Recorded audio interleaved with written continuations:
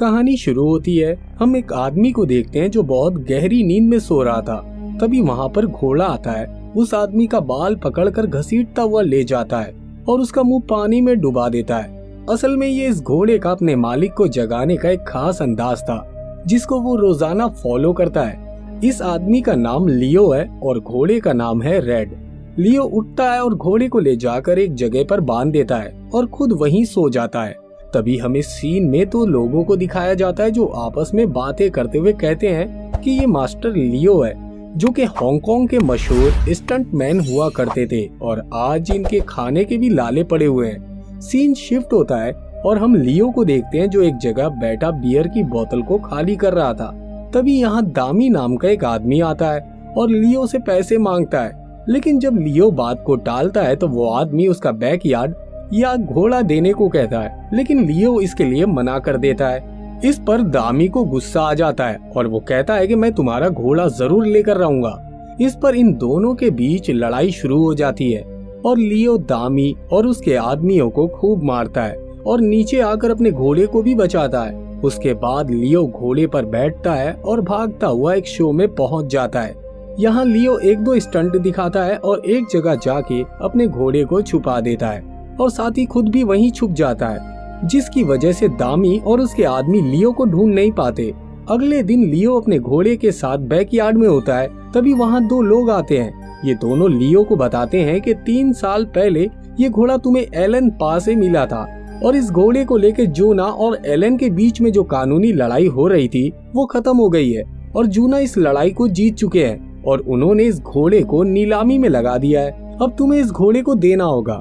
लियो red को छोड़ने को तैयार नहीं था, इसलिए दोनों को बाहर निकल जाने को कहता है। तभी दो लोग छलांग लगाते हुए आते हैं। इन दोनों के नाम होते शियामो और येन। असल में ये दोनों लियो के साथ ही रहते हैं। शियामो और येन को देखकर वो दोनों डर जाते हैं और वहाँ से चले जाते हैं। इसके बाद लियो शियामो को नोटिस दिखाता है। येन लियो की बेटी की तस्वीर की तरफ इशारा करके कहती है कि हमें एक वकील की जरूरत है। दूसरी तरफ हम लियो की बेटी को देखते हैं जो बेहद खूबसूरत और प्यारी थी। इसका नाम पाव है। लियो पाव के पास आता है और मदद मांगता है, मगर पाव उसकी मदद करने से मना कर देती है, ये कहते हुए कि अभी वो वकालत पढ़ रही है, अभी वो वकील बनी नहीं है। लियो मायूस होकर वहाँ से चला जाता है और अगले सीन में हमें पाव का बॉयफ्रेंड नाई हुआ नजर आता है। पाव नाई हुआ के पास आती है और बात करने लगती है। दूसरी तरफ लियो उदास बैठा था। तभी उसके पास दवाई नाम का एक शख्स आता है और लियो और रेड को फिल्मों में काम करने का मौका देता है। लियो ये सुनकर बहुत खुश हो जाता है। दवाई को घोड़े के साथ कुछ स्टंट भी करके दिखाता है। इधर नाई हुआ पाव से कहता है कि मेरी फैमिली तुमसे मिलना चाहती है। इसके बाद पाव कहती है कि तुम जानते हो ना कि मैं अनाथ हूँ और हमें शादी कब करनी है ये फैसला मैं खुद करूंगी। सीन उसके बाद शिफ्ट होता है और पाव अपने माँ के साथ नजर आती है। पाव की माँ कहती है कि तुम्हें अपने पिता के साथ शांति बना के रखनी चाहिए। यहीं हमें पता चलता है कि पाव की माँ की मौत तो बहुत पहले ही हो चुकी है। पाव तो उनके बारे में सोचती है और इस सोच में पाव की माँ कहती है कि अगर दोबारा तुम्हारे पापा तुमसे मिलने आए तो तुम उनसे मुंह मत फेरना। अगली सुबह पाव नाश्ता कर रही होती है तो उसकी नजर अपने पिता पर पड़ती है जो अपने घोड़े को तैयार करके लाए हैं। असल में वो चाहते हैं कि लोग उनके साथ फोटो खिंचवाएं और बदले में उन्हें कुछ पैसे दें। लियो यहाँ पर कुछ स्टंट भी करके दिखाता है, मगर उसका भी कोई फायदा नहीं होता और कोई नहीं आता है और ना ही कोई पैसा देता है। ये देखकर पाव को बहुत बुरा लगता है, इसलिए वो बैकयार्ड में जाकर लियो से मिलती है। पाव कहती है कि अगर आपको कोई मदद चाहिए तो मैं अपने बॉयफ्रेंड से कहती हूँ, वो एक वकील है। इसके बाद पाव वहाँ की चीजों को देखने लगती है और वो रेड से भी मिलती है। घोड़ा पाव को देखकर बहुत खुश होता है और उसकी हर बात मानता है। कहानी आगे बढ़ती है। अब हम नाई हुआ को देखते हैं जो लियो से मिलने आया था, लेकिन वहाँ की रखी हुई चीजों को देखकर डरने लगता है। तभी वहाँ पाव भी आ जाती है और कहती है कि आप लोगों ने कोई बात नहीं की। इसके बाद पाव नाई हुआ के हाथ पर हाथ रखती है ताकि वो उसको कंफर्टेबल फील करवा सके। इसके बाद उनकी बातें शुरू होती हैं और हमें 3 साल पहले की कहानी दिखाई जाती है, जहां हम लियो को देखते हैं जिसने एक घोड़े को बहुत बुरी हालत में लिया था। घोड़ा बहुत बीमार था। लियो ने उसका ध्यान रखा और उसे खिलाया पिलाया और चलना भी सिखाया और साथ में ये भी कहा कि फ्यूचर में तुम कभी भी घुटनों पर मत बैठना। इसके बाद कहानी फिर से प्रेजेंट में आती है, जहां हम पाव को घोड़े के पास देखते हैं। वो नाइहुआ को बुलाती है। लियो नाइहुआ को रेड के साथ स्टंट करने को कहता है। स्टंट करते हुए रेड जमीन पर गिर जाता है, जिससे नाइहुआ डर जाता है। तभी लियो कहता है कि रेड बिल्कुल ठीक है, बल्कि वो तुम्हें पसंद भी करता है, इसलिए तुम्हारे साथ मस्ती कर रहा है। अगले दिन लियो रेड के साथ शूटिंग पर पहुंचता है और शूट तैयार होता है। यहाँ पाव भी लियो की शूटिंग देखने को आई थी, मगर रेड इतनी ज्यादा भीड़ को देखकर डर जाता है और स्टंट नहीं कर पाता, जिसकी वजह से लियो और रेड को शूटिंग से बाहर कर दिया जाता है। जिसके बाद लियो एक जगह जमीन पर बैठ जाता है और तब उसके पास रेड आता है। वो उसे टोपी पहनने को कहता है, लेकिन लियो गुस्से से टोपी को दूर फेंक देता है। तब पाव रेड के पास आती है और कहती है कि हम तुम्हें इसके लिए फोर्स नहीं करेंगे, अगर तुम्हें करना है तो करो, वरना कोई बात नहीं। घोड़ा वापस से शूटिंग में जाता है और स्टंट करने लगता है। इधर पाव भी लियो को टोपी देती है और जाने को कहती है, जिसके बाद लियो और रेड मिलकर कमाल का स्टंट दिखाते हैं। लियो और घोड़े का स्टंट देखकर पूरी टीम हक्का बक्का रह जाती है और हर तरफ लियो की तारीफ होती है। लियो भी बहुत खुश हो जाता है और ये दोनों इस तरह स्टंट जारी रखते हैं। उसके बाद सीन शिफ्ट होता है और वही दोनों लोग लियो को नोटिस देने आते हैं, जहां पाव आती है और कहती है कि हॉर्स ट्रेडिंग पब्लिक प्रॉपर्टी नहीं है, इसलिए आप यहाँ से जा सकते हैं। रेड भी उनके नोटिस को चबाकर फेंक देता है और उन्हें धक्का मारकर बाहर निकाल देता है। अगले सीन में लियो और पाव डिनर करने जाते हैं, जहां दामी आता है और पैसे मांगने लगता है। रेड को गुस्सा आ जाता है, जिसकी वजह से वो दामी को लात मारता है, जिसकी वजह से दामी दूर जाकर गिरता है। इस तरह लियो और दामी के बीच में फिर से फाइट शुरू हो जाती है। घोड़ा भी उन्हें जमकर पीटता है। तभी वहाँ श्यामो भी आ जाता है और लियो की मदद करने लगता है और ये तीनों मिलकर गुंडों को मजा चखाते हैं। जिसके बाद लियो पाव को अच्छे से पकड़ता है और उछलकर घोड़े पे बैठकर वहाँ से निकल जाता है। अब सीन शिफ्ट होता है और हम रेड को देखते हैं, जो फिल्मों में स्टंट करता है, और लियो भी उसका साथ स्टंट कर रहा होता है। लेकिन इसी बीच स्टंट के दौरान रेड को चोट लग जाती है और वो घायल हो जाता है, जिसकी वजह से पाव को बहुत गुस्सा आता है और वो लियो के पास आती है और कहती है कि आप ये स्टंट करना कब बंद करोगे। इस पर लियो कुछ खास जवाब नहीं देता। अगले दिन पाव और लियो डिनर पर नाइहुआ के पेरेंट्स से मिलते हैं। यहाँ लियो काफी अनकंफर्टेबल फील कर रहा था और वो अजीब सी हरकत कर रहा था, जिस पर पाव कहती है कि मेरे पापा बड़े लोगों के साथ एडजस्ट नहीं कर पाते हैं, वो कुछ ज्यादा ही सिंपल हैं। ये सुनकर लियो भी नाइहुआ की फैमिली से कहता है कि आप मेरी वजह से मेरी बेटी को रिजेक्ट मत करिएगा, वो बहुत अच्छी है। डिनर खत्म होते ही नाइहुआ और उसकी फैमिली चली जाती है। उनके जाने के बाद पाव लियो पर गुस्सा करती है और उन्हें नाइहुआ की फैमिली के साथ अच्छे से बर्ताव ना करने की वजह से डांटती है। इसी के साथ वो कहती है कि आपको रेड के साथ भी अच्छे से बर्ताव करना चाहिए। सीन फिर से शिफ्ट होता है। अब हम पाव को देखते हैं, जो रेड के साथ टीवी देख रही थी।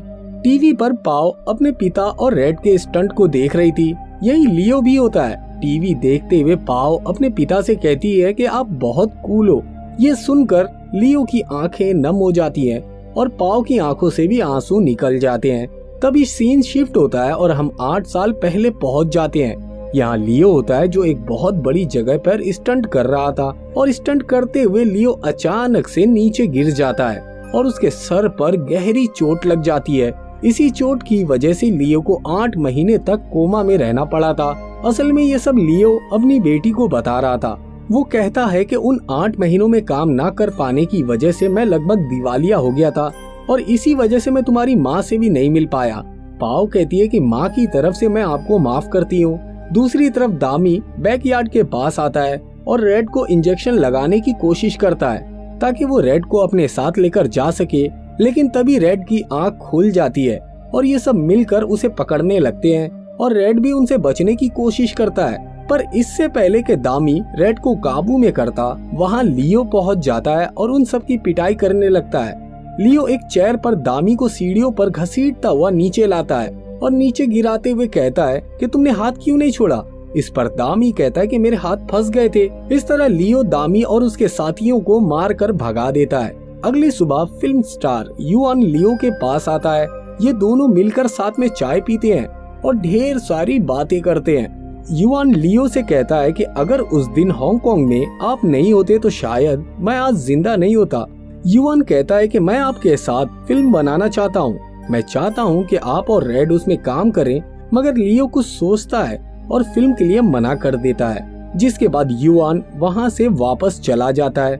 उसी शाम पाओ और नाइवा उसके पास आते हैं। वो दोनों उसे बताते हैं कि हमें सबूत मिल गया है। ये सुनकर लियो बहुत खुश होता है, पर तभी रेड पीछे से टी शर्ट उठा देता है, जिस पर लियो पाओ को बताता है कि सुबह फिल्म स्टार युआन आए थे और उन्होंने मुझे फिल्म का ऑफर दिया है। ये सुनकर पाओ गुस्सा हो जाती है और वहाँ से चली जाती है। लियो कुछ समझ ही नहीं पाता और अगले दिन युआन के बताई हुई लोकेशन पर शूटिंग करने के लिए पहुँच जाता है। यहाँ लियो अपने घोड़े पर सीन शूट कर रहा होता है, तभी उसे अपने घोड़े का ख्याल आता है और ध्यान ना देने की वजह से वो घोड़े से गिर जाता है। इसके बाद लियो उठता है और रेड से माफी मांगता है और कहता है कि बस ये रुकने का वक्त है। इसके बाद लियो युआन से माफी मांगता है और वहाँ से मना करके चला जाता है। लियो रेड के साथ पाओ के पास पहुँचता है और कहता है कि मैंने पहली दफा काम छोड़ा है। पाओ ये सुनकर खुश हो जाती है और दौड़कर उसके पास आती है। लियो सोचता है कि पाओ शायद उसके गले लगेगी, लेकिन वो रेड के गले लग जाती है और अगले सीन में कोर्ट का मंजर दिखाया जाता है जहाँ केस की हायरिंग थी। लियो ये केस हार जाता है। नाइहुआ रेड के दूसरे मालिक के पास आता है और उसे कहता है कि ये आपके लिए एक गेम है, मगर लियो का वो परिवार है, मगर इसका कोई भी फायदा नहीं होता। और अगले सीन में लियो रेड के पास होता है और वो कहता है कि अब हमें अलग होना होगा। तब रेड ग्लव लाकर लियो को देता है और ये दोनों आखिरी टाइम प्रैक्टिस करते हैं। लियो रेड के गले लगकर खूब रोता है और अगले दिन उसके नए मालिक को सौंप देता है। उसके बाद नाइहुआ, पाओ और लियो गाड़ी में बैठकर जाने लगते हैं, मगर रेड उनकी गाड़ी के पीछे आता है और बार बार कीचड़ की वजह से गिरने लगता है। तभी लियो गाड़ी से उतरता है और जोर से उसे कहता है कि वापस जाओ और खुद गाड़ी में बैठकर रोने लगता है। रेड भी वापस लौट जाता है। अगले सीन में पाओ रेड के नए मालिक के पास आती है और उन्हें अपने पापा के बारे में बताती है। पाओ कहती है कि मेरे पापा से उनका सबसे अच्छा दोस्त मत छीनिए। फिर अगली सुबह हमें रेड को दिखाया जाता है, जो फिर लियो के बैकयार्ड में था और वो लियो के पास आता है और हमेशा की तरह उसे उठाने लगता है।